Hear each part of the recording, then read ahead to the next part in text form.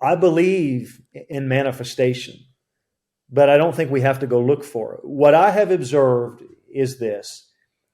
I think the devil's primary tool is deception. Yes. I've heard people say, why don't we see some of the manifestations in America that you would see in third world countries?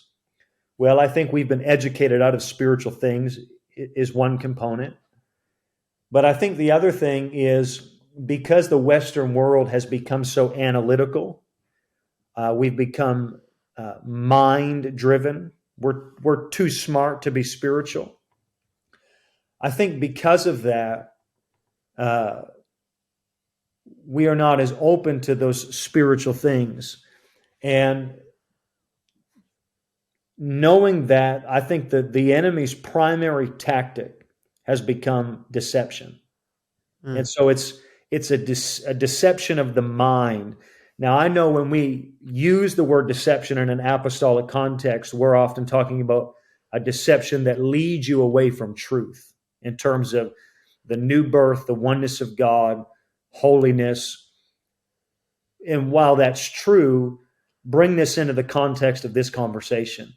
There's a deception about your identity, about God's plan or purpose for you. There's Yeah. a deception that deceives me into thinking that this guy is going to get out of the car and take my life. Mm. It's a deception not necessarily just of truth in terms of the word of God, but truth in terms of my identity and the plan of God. Yeah. And so there is a deception, which I think is the enemy's primary tool. Now, when you expose the enemy, knowing he works in darkness, if I could walk into a dark room and I have no ability to perceive my environment, I'm at a disadvantage. But when the Lord gives me revelation, or when I'm operating in the light of God, that light shines into the darkness. Now, what was once hidden is revealed. The Mm-hmm. enemy is at an advantage in the darkness.